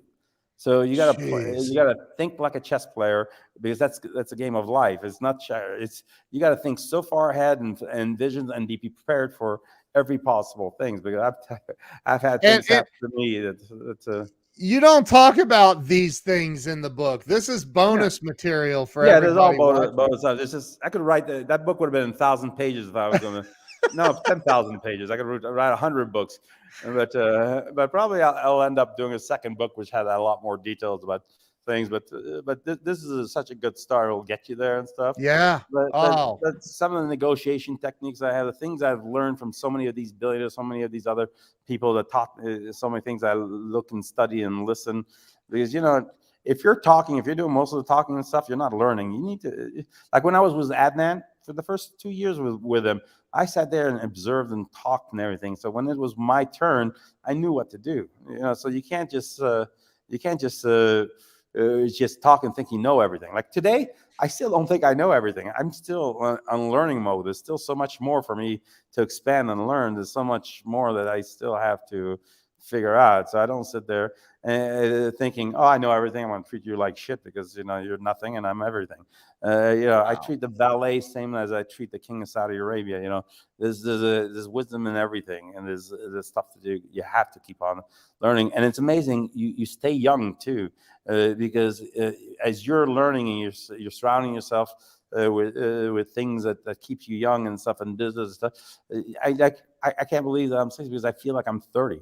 I have more energy. I do more than anybody that's 20 years old because of the way I think and the way how I do things, and I keep that way and stuff. So it's really You're it all comes down at the end again. It's a way you think, and it's so easy. It's one of the things you have control of. You have control of the yes. way you think. Might be a little difficult at the beginning, because you're thinking this and all this thing floods in. But just mix it with emotion and just overcome it, and eventually the positive side of things will come out. Because this is another thing that's not about the negative stuff. If you're late still, it's really the negative permeates you a lot faster than the positive. The Yeah. positive thing takes work to change your mind because there's so much negative bombardment and all that. It's so Yeah. easy to fall into that. It's so easy. Everybody around you, I mean, people in the family around the family tell, "Oh, you can't achieve because." And if you take advice from people who've not done nothing, why would you take advice from a brother or sister who has a job that's paying him 30,000 a year? Right. Why would you take advice or criticism from somebody who's done nothing in life? Right. And then you Right. accept it as truth, and then you live by it. And that's not how to live your life. You got to look at somebody and say, okay, if I'm going to take advice, let me take advice from somebody that really did do it. And then maybe I should maybe listen to that and follow that path. I think that window behind you costs more than my car. Uh, So I'm listening. And I think, and I was literally getting ready to make this point that you just made is you said you decided at 12 years old when you were homeless on the streets of Tampa, Florida, you're like, I'm not going to hang out with the other people who are homeless because I right. don't want to be infected with that homeless mentality. Yeah, and it's so easy. But I'm telling you, how much freedom there. I'm pretty much happy every day, Yeah. and I feel good. And my attitude when I walk into even in jeans and people don't know me how I look, I get treated very differently, and I get instant respect and stuff.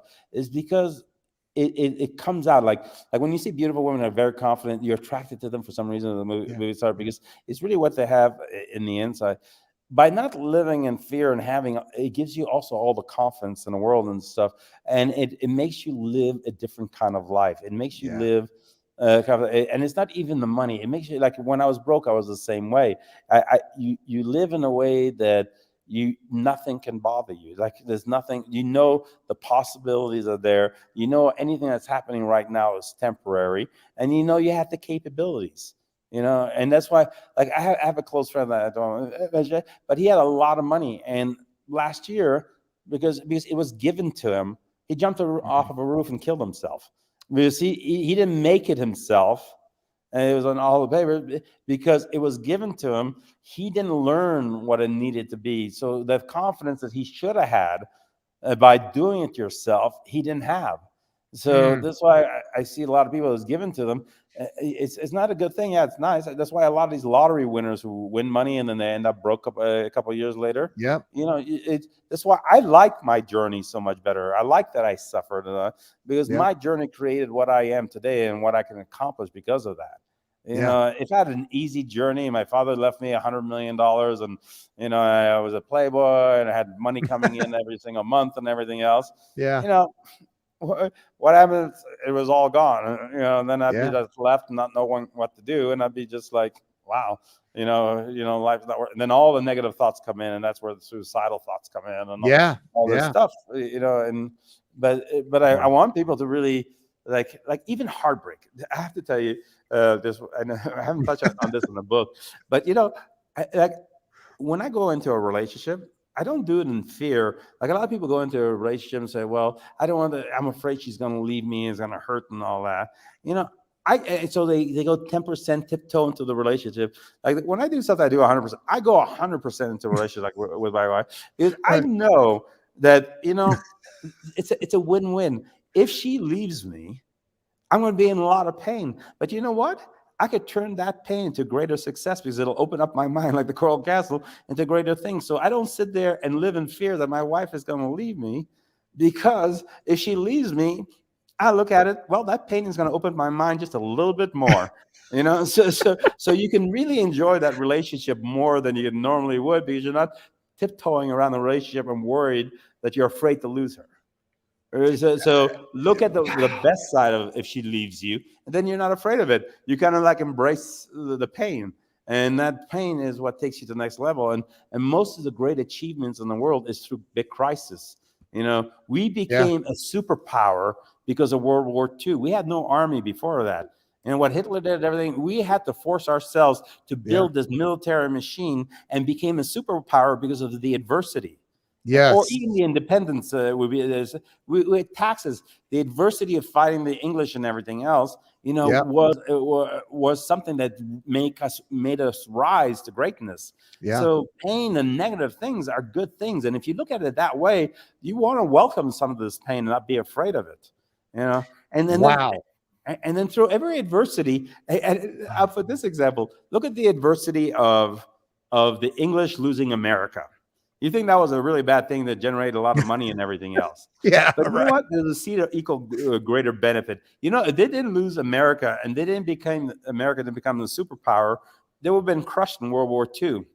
Because they lost America and let America become what it became, they Yeah. saved England. So see, Yep. if you look at, okay, what is a You're seed right. of equal greater benefit? There's nothing that is bad. It's all good. It's really all good. Everything that happens is a good if you look at what can come out of it. Yeah, if you Wow. lose a girl, yeah, you wouldn't have met the next girl. Like I'm sure before your wife, you were dating somebody else. Yep. Yeah, if you Yep. didn't lose her, you wouldn't have been with your wife. That's So right. it's that way. It seems Yep. sucky and it was a lot of pain. You lost that girl, but Yeah. you ended up with somebody you were really in love with. It's the same thing. So if you lose a job, oh yeah, but you ended up with a new business or a new job that's Yeah. better. So there is something. It's always something more and out there better. You're not You just limited to that what you're stuck in right now. this is one of the most magical things about you, and I told you this on the phone. First off, the smile, like you just smile your way through the BS and keep moving forward. Buddha, I think it was Buddha said that pain in life is inevitable, suffering is a choice. Right. And it's the suffering that people get stuck in. They're like, they keep replaying that same tape, and you're like, no, dude, it's the pain that you need to grow. You have to Exactly. have it. You got to have it. I mean, it's the withdrawals, 3 months of withdrawals, what I went through. But I enjoyed the suffering of that, helped me evolve actually to a different level when I did come out of it. That's why I was able to come back faster and bigger, and I enhanced everything I knew before that. And, it's just Wow. look as pain as one of the, like your mind doesn't know the difference between good, bad, or anything else. It's an emotional thing. Your decisions are made emotionally. Yeah. Everything is made emotionally, and it doesn't know if it's a bad emotion or not. But it just knows that your mind just got stimulated. Yeah. You okay for some reason. Okay, now my mind's waking up, and more things are firing up in your mind and everything else. And I'm not. talking about politics or anything else, but the reason why Trump won the first time, not saying he was good or bad or anything else, is he was able to get them emotionally. He got them to talked about the wall, talked about things. He inspired them. He got emotionally, and unfortunately, Hillary couldn't inspire anything. So decisions and things that happen is because you emotionally hit the cortex, and decisions are made, and they don't know everything that Donald Trump said, half of the lies and stuff, the negative things that would never happen. But it got you emotionally, and you say, "Okay, I want that," you know. Right. So you got to work with your emotions to advance. Good or bad, your mind doesn't know the difference. Absolutely unbelievable. And Ramy, tonight at 7 p.m. Eastern, 4 p.m. Pacific, we are going to be on Amazon Live, and you won't be able to, we cannot talk about Can You Really Think and Grow Rich.com on there, but we will be selling your book. And I want to make a statement to everybody watching. Like, even if you've gone over to Can You Really Think and Grow Rich.com already and bought the book, there's no need to wait. You can start reading the Kindle version on your iPad today. And I promise you, once you start reading, I heard Joe Soto say that when he interviewed you, like he's like, it's a page turner. I couldn't stop reading it. I was like, yeah, okay. I had to stop. I was like, literally my brain, it was like 3 o'clock in the morning, but I was like, I gotta sleep. And I couldn't wait to get up and start reading it again the next morning. It's one of those books, you guys. Go get it. Buy it everywhere. I bought it on Amazon. I bought the paperback version and the Kindle on Amazon. And then I heard you say that on Joe's show that it's faster from your website, which it is. So everybody go get a copy of this book. As a matter of fact, somebody said, well, why'd you buy 2 copies? Because I'm going to give the other copy when it gets here from Amazon. I'm going to give it to somebody that needs to read it. And I encourage everybody watching, if you want to experience the real magic in this book, buy 10 copies of it and give 9 of them away. That's where the real magic will happen. Yeah, giving back is a lot. Like the guy who bought the book for me, Think and Grow Rich. I have to say, he lived with his mother till he was 50 years old and did nothing with his life. And he gave me the book, and I did something with my life. That was amazing. So it's really so giving it away. You just don't know who it'll resonate with more, who will use it more, and stuff like that. And it's good to have a friend that did make it, because they help lift you up and stuff. But also, don't forget, it's really, a trip on that plane is going to change the way you think, and spending some time with them. I mean, the way we talk, we have hours, and I could focus in on what you're doing. I could change the way your future is going to be. So it's worth going on the site just to register if you don't want to buy the book, which I'll never make enough money to make back what I've spent on this book. I just want people to have that book. So I want people to read it, to understand it, to get inspired, and read it over until you finally get it and do something with your life. It's worth being happy. It's worth to have confidence. It's worth it all. Why do you want to live a life where you wake up and dread waking up every morning, where you drudge in and then exist? What is the purpose of existing? You got to live that extraordinary life, to make your life something that you really enjoy. And it's amazing how it'll affect the people around you. If you care about your family and stuff like that, you want to make them happy. They're not going to be happy if you're just paying more and you're in that job and struggling and everything. Take a little bit of risk so they suffer with you.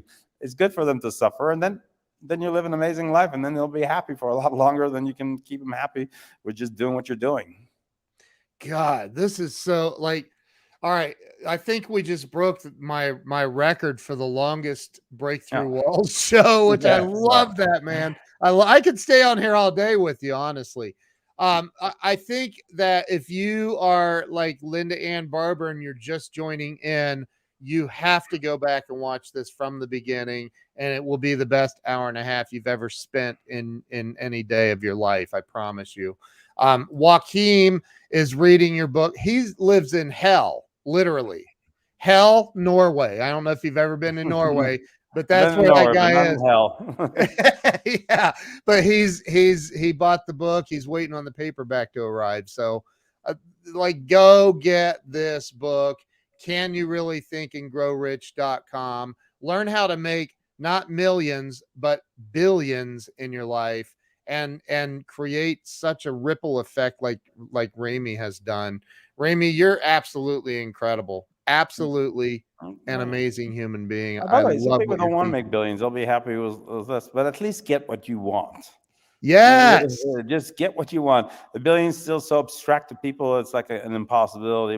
But live the life that you want with this book. I mean, Mm. and even if you want to use it just to win somebody over, or if you're really battling something that's a big struggle and stuff, it was really interesting. But I don't speak to my sister that often, but she's going through breast cancer, and she got the book, and it's helping her through it. Like she was so depressed until she read the book, and so it's really good for everything.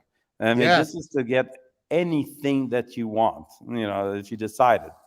Here, Samuel Sneed has a wonderful idea, and that is you doing the book in Audible, like you reading the It is book. actually done. It's going to be on, I think next day or two, it's going to be on Amazon on my site. You could buy the Oh, Audible wow. version also.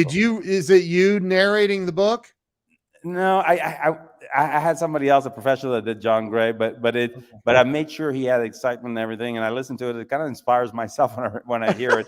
No So kidding. it is finished. It's uploaded. It's just waiting Ah, for. It's going to be on Amazon. I'm uploading it on also ah, on iOS and Android and all that. So the Audible should be available next day or two, and then you can get that, wow. and it's something you can listen to the car and listen to it all the time and get refreshed all the time. Wow. Look, Tammy lives out there she's like, I may hop in the car and run over to the west side. That's so funny. I'm oh my gosh. I cannot wait to get the Audible. This is one of those things that I want to immerse myself in as much of this as possible at all times. Uh, anyway, Ramy, thank you so much. I'm so grateful that I know you, and thank you to Joe Soto for even like getting this ball rolling. And we're going to help you sell billions of these books, not because you need the money. It's not about that. It's to change lives. I know she wants to hop on the west side to meet me. I'm doing this luncheon today. Downtown was, I think, say you probably know him also. It's they're having a little special luncheon. I'm going to do a talk on the Friday. It's on trying to find it on my phone right here. So if anybody wants to stop by In and LA. yeah, in LA. It's in LA. It's downtown. It's Bill Walsh.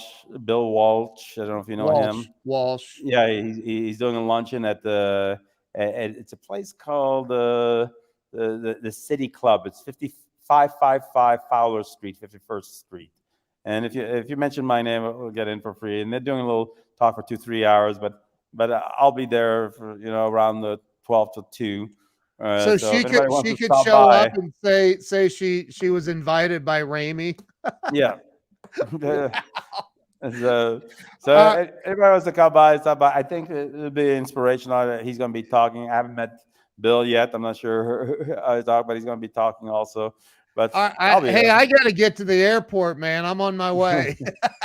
I don't think I can make it in Yeah, and time. I think I'm doing a talk in Vegas on the 11th of December also with him and stuff.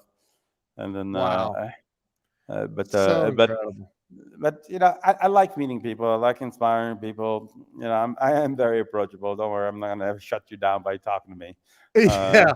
You're very approachable is the truth. Like and I didn't even mention that you actually own a hit show in Vegas called yeah, 27. We didn't even yeah, talk about that.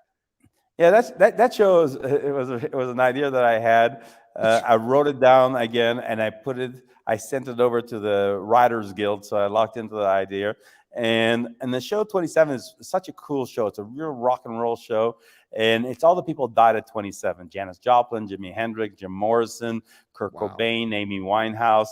All these, and I put together a concert, a show, 90-minute show in Vegas at the Virgin Hotel, and it blow you away. I got a standing ovation at the end of the show because the music is so great and everything. But again, that's also part of Think and Grow Rich. I thought of the idea, I decided to execute it, and also everybody says it's impossible to get a residency in Vegas. Everybody's fight for it, but I'm just me, so I just called the Wow. execs, flew them down to LA, and showed them the show in a studio, and signed it up, and it's been playing since May. But that show is an incredible show. I did it more for fun than anything else. But the music is great. Love producing it, and it's one of those shows that'll blow you away. Yeah, you can There's see the the show, link. 27show.com. See the Yeah. tickets. You can see clips of what it is. But I swear, I got the best voice coach in the world. He's Roger Love. He Yeah. taught Joaquin Phoenix how to sing for like Yeah. Johnny Cash in 2 weeks. What's his name in Stars Born, Selena Gomez. I had him Yeah. teach all these people. So when you go there, there's no way you don't think that was Janis Joplin on there, or Jimi Hendrix, or Jim Morrison, or any those people, or Amy Winehouse, Kurt Cobain. You swear that was Kurt Cobain. You're living back in that time. It's No that show will kidding. blow you away. Jeez. And this is at the Virgin, which is the old Hard Rock, right? Right. Wow. And wow, unbelievable. Yeah. Like there are Yeah, well, I there's might start touring the show. So if you go to 27show.com, it'll show where it's coming to your city. I think we're opening a place on Haight-Ashbury, which is where it all started in San Francisco. Put a permanent show there. Again, it's just, again, I decided to do this the day I decided to do it. I walked in, I wrote all this, and then I kind of like parked it away. I liked it. But I walked into the Viper Room here in LA, and I saw Kurt Cobain perform. The guy who's doing my Kurt Cobain, he did the thing, and I said, you know what, I got to do the show. Within 3 weeks, we had a show at the Troubadour. It's just making instant decisions and making it happen. And we sold out the Troubadour, and it was the last show the Troubadour had before COVID shut down March 11th. Then I waited almost a year, May, to find another home when COVID was over, and that show has been in Vegas since May. So it's a small thing, but it's a big thing to a lot of people. But a lot of people would be happy to have a show like that. All the musicians are so happy to have a steady job and stuff, and it's a great show. And I get to entertain thousands and thousands of people. It's great. We're gonna. My wife is on here. She's blown away. Look, she says you've just inspired and lit a fire under everyone here. I feel really, honestly, if people didn't see this interview, I feel bad for them, because this is on. I mean, look, your house looks like you're sitting in the dang White House, man. And in the book, there's a picture of your house that you live in Hollywood Hills. It's not a double wide. It is massive. It looks like the White House. It's crazy. Imagine losing that house and then work to regain it and find a way to regain it.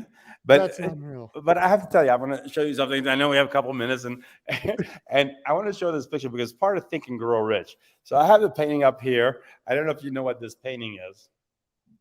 It's the sign. Is it the signing of the Declaration of Independence? Yeah.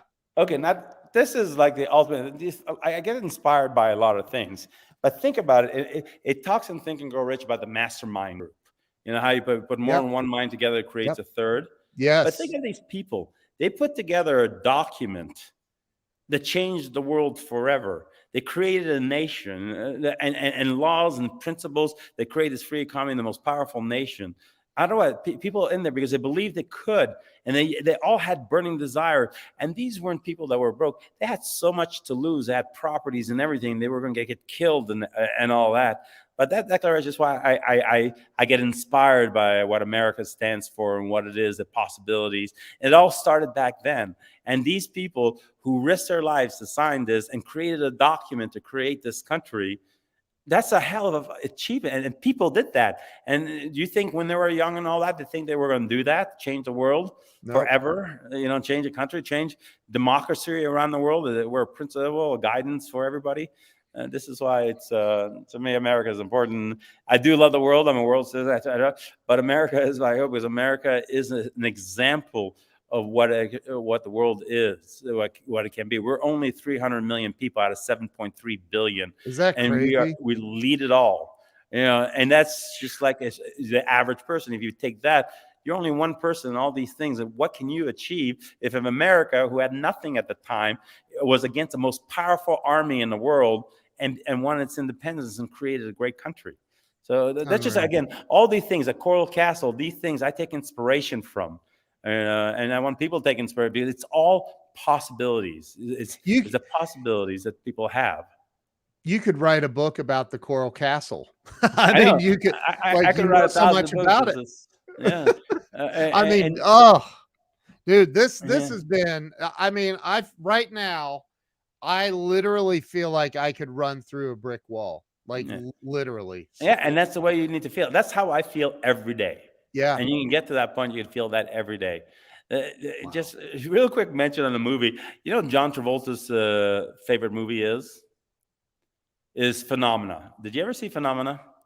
No, I didn't. I think you should watch that movie because it's really interesting about the possibility of of what was going. I don't want to give it away, but at the end he has a line, and I want you to pay attention to what he says at the end to this doctor who wants to do brain surgery on his mind because they figured out why he had all these powers and what he says. It's so important because he says that I'm happy because he was going to die because of it. I'm happy I went through it because I showed what the possibilities are. You know, I went through this because I showed what the possibilities are. Great movie. You'll enjoy the movie, but it's worth watching because, again, that's another lesson I took. I watched that whole movie to get that line. It's just worth it. It's an amazing movie called Phenomena with John Travolta. You'll enjoy it. But it's, again, you got to take things that inspire. Like, don't listen to the families and stuff that's going to tell you can't make it. Take the things that, watch Forrest Gump. It's a fun movie, and just take what that was going to teach you. Yeah. Watch what America did. Watch the things that people say. Look at what Gandhi achieved. Look at some of these things and get inspired by that, and take lessons from that. Not take lessons from somebody who has done nothing in life, because you'll end up just copying that.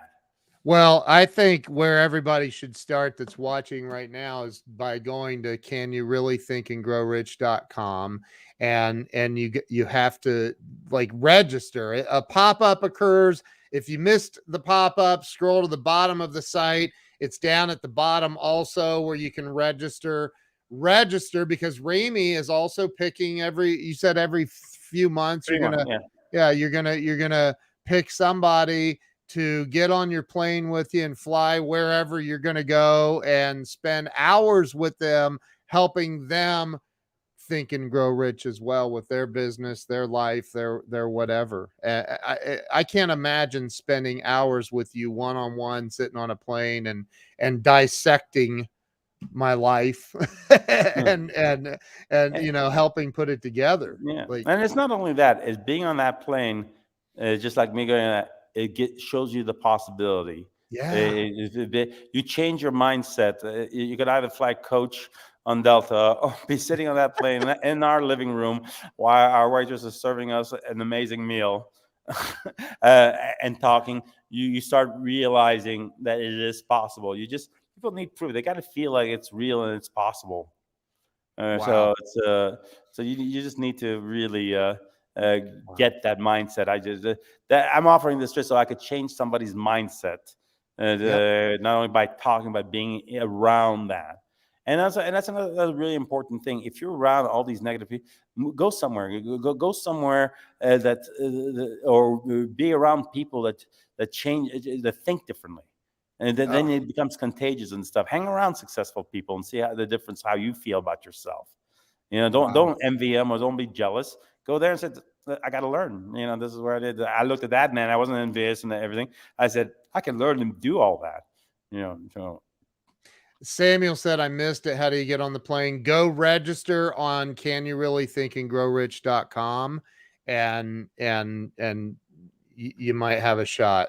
And yeah. So Ramy, thank you yeah, from the bottom of my heart for spending almost 2 hours with yeah. us. Sorry, Thank just you, man. That's yeah. so. Did you just say sorry? You don't Just think? a lot to say. I know you like Oh people man, this. short attention span. They like to keep their time No, short. this is unbelievable. Please don't apologize. I am unbelievably grateful that you spent this much time with us. If you'll hang on, I'm going to end the live stream. I want everybody to go over to canyoureallythinkandgrowrich.com and buy the book and then go get the Kindle version. It's on Amazon, but buy the book. Listen, the book coming from his website will get to you much faster if you get it from his website than Amazon, because it's not, they still haven't shipped the copy I bought from Amazon. So go over and get it there. You get the book. I know. I just want you to get the book. It's same place there or there. If you're more comfortable with Amazon because that's what you need, then do that. But if you want a book in 2 days, see, there's a big paper shortage because there's all logistics, ink shortage. So these presses are just taking forever to get books out. So you're gonna wait 3 weeks. But on site, at least you get it in a couple days. Unbelievable time that we spent here today. Thank you so much. And we're also going to be on Amazon this evening at 7 p.m. Eastern Standard Time. So everybody's welcome to join us over there. Go to kenwallslive.com. That'll take you to my Amazon live channel, and make sure you follow me over there so you'll be notified when Ramy and I go live tonight. Ramy, thank you so much. Stay with me. I'm going to end the live stream. Thank you to everybody who's been on here. If you haven't shared this out, quit being so selfish and share this out. The world needs to hear this message. Thank you again, my friend. It's been incredible. My pleasure. See you guys later.